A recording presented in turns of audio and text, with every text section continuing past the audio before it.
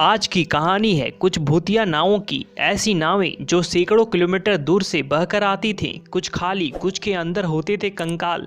कुछ ऐसी भी नावें जिनमें इंसानों का सिर मिलता था। साल दर साल बहकर आने वाले इन नावों को दुनिया ने नाम दिया घोस्ट बोट। ये नावें कहाँ से आती हैं, क्यों आती हैं? बहुत साल तक ये सवाल पहेली बने रहे, मगर अब ये सवाल पहेली सुलझ गई है। ये पूरा माजरा क्या है, आज आपको बताएंगे। हमारे साथ जुड़े रहें।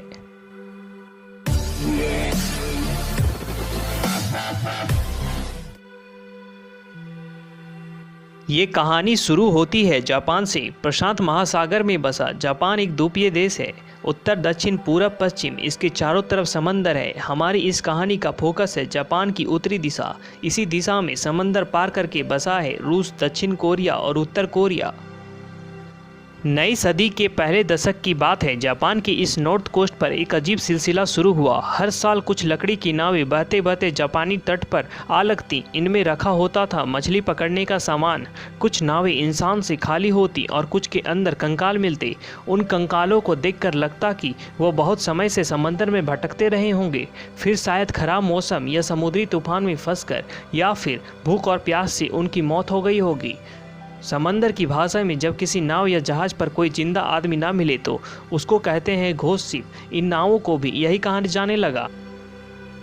शुरुआत में इस तरह की इक्का दुक्का नावें आती थी जापान, लेकिन धीरे धीरे जब इनकी संख्या बढ़ने लगी तो जापानी कोस्ट गार्ड चौकन्ने हुए। उन्होंने इन नावों का डेटा रखना शुरू किया। 2011 में 57, 2012 में 47, 2013 में 80, जबकि 2014 में 65 हो गए। साल दर साल ये नावें जापान पहुँचती रही। इन नावों से जुड़े कई सवाल थे। सबसे पहला सवाल था, ये नावें कहाँ से आ रही हैं? इसका कोई सीधा सा जवाब तो नहीं था। हाँ, कुछ क्लू जरूर थे। मसलन कुछ नावों के बाहर लाल रंग के पेंट में कुछ लिखा हुआ मिला। कोरियन भाषा में लिखा ये नाम था कोरियन पीपल्स आर्मी। इसके अलावा कुछ नावों से नॉर्थ कोरिया का झंडा मिला। ये सारे क्लू नॉर्थ कोरिया की तरफ इशारा करते थे, मगर नॉर्थ कोरिया और जापान में 1000 किलोमीटर की दूरी है। नॉर्थ कोरिया के मछुआरे अपनी छोटी और पुरानी नावों से इतनी दूर क्यों आएंगे? वो बिना संसाधनों के इस तरह की सुसाइडल यात्रा पर क्यों निकलेंगे? ये बातें किसी के पल्ले नहीं पड़ रही थी। जवाब भले अनिश्चित हो, मगर ये नावें जापान के लिए बड़ा जंजाल बन गई थी। उसे अपने नॉर्थ कोस्ट की सुरक्षा बढ़ानी पड़ी। इन नावों से निपटने के लिए अलग यूनिट बनानी पड़ी। हर नाव अपने साथ ढेर सारा खर्च भी लाती। उन्हें हटवाना और ठिकाने लगाना, इंसानी अवशेषों की पुलिस और मेडिकल जांच, उनका अंतिम संस्कार करवाना, अवशेषों को संभाल कर रखना, इस सब में जापान के लाखों डॉलर खर्च हो रहे थे। इसके अलावा एक बड़ी चिंता सुरक्षा की भी थी। अतीत में इन समुद्र तटों पर जापानी नागरिकों के साथ कई अनहोनी हो चुकी थी। उन अनहोनियों के पीछे भी नॉर्थ कोरिया का ही हाथ था। क्या थी ये अनहोनी? ये मसला 1970 के दशक में शुरू हुआ।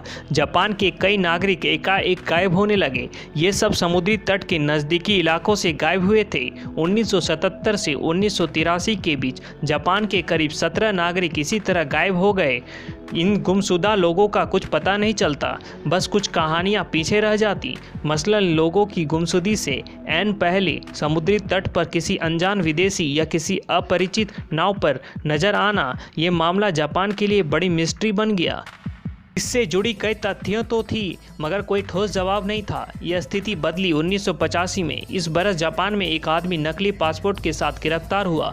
उस आदमी के पासपोर्ट पर नाम लिखा था तदाकी हारा। ये तदाकी हारा जापान से गायब हुए 17 नागरिकों में शामिल था।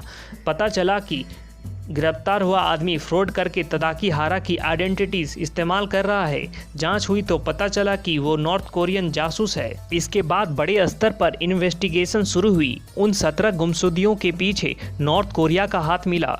इनके अलावा करीब 883 मिसिंग केस और थे, जिनमें नॉर्थ कोरिया एंगल होने की आशंका थी। जापान ने यह मामला खूब जोर शोर से उठाया। जापानी दबाव के कारण 2002 में किंग जॉन इल ने 13 जापानी नागरिकों को किडनैप करवाने की बात कबूली। कहा, हमने अपने लोगों की जापानी भाषा सिखाने के लिए ये किडनैपिंग की है।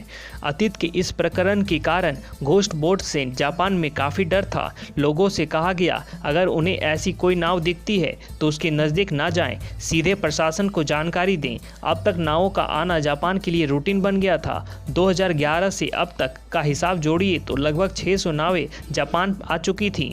बस यही कहानी है जापानी समुद्री तट पर आने वाली उन भूतिया नावों की। उन पर सवार नॉर्थ कोरियन मछुआरे एक खास तरह की मछली पकड़ते हैं। इन मछलियों का नाम है फ्लाइंग स्क्विड। प्रशांत महासागर में पाई जाने वाली ये मछलियाँ इस पूरे इलाके में खूब खाई जाती हैं। एक वक्त यहाँ अफरात स्क्विड मछलियाँ मिलती थी, मगर ग्लोबल वार्मिंग और ओवर फिशिंग की जैसी वजहों से इसकी तादाद 70% तक कम हो गई। इन चुनौतियों से भी बड़ी परेशानी है चीन के विशालकाय फिशिंग बोट्स। चीन के इंडस्ट्रियल फिशिंग बोट्स का बेड़ा ज़्यादा मछलियों के लालच में नॉर्थ कोरिया की समुद्री सीमा के भीतर घुस जाता है। इन विशाल जहाज़ों के आगे नॉर्थ कोरियन मछुआरों की छोटी नावों के लिए कोई जगह नहीं बचती।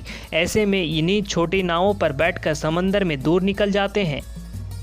इनमें से ही कई समंदर में आगे जाकर उफनती लहरों और तूफानों में फंस जाते होंगे। जो बच गए तो उनकी किस्मत, नहीं बचे तो समंदर में बहते बहते उनकी टूटी फूटी नाव कहीं किसी किनारे पर आ लगती हैं।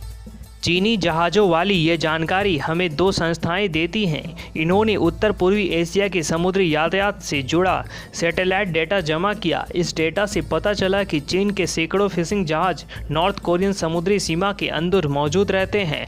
ऐसा करके चीन न केवल नॉर्थ कोरियन मछुआरों की आजीविका और उसकी ज़िंदगी को खतरे में डाल रहा है, बल्कि वह अंतर्राष्ट्रीय कानून भी तोड़ रहा है। 2017 में संयुक्त राष्ट्र सुरक्षा परिषद ने नॉर्थ कोरिया के फिशिंग ट्रेड पर आर्थिक प्रतिबंध लगाया था। इस सैंक्शन का संबंध था नॉर्थ कोरियन न्यूक्लियर प्रोग्राम को रोकने से।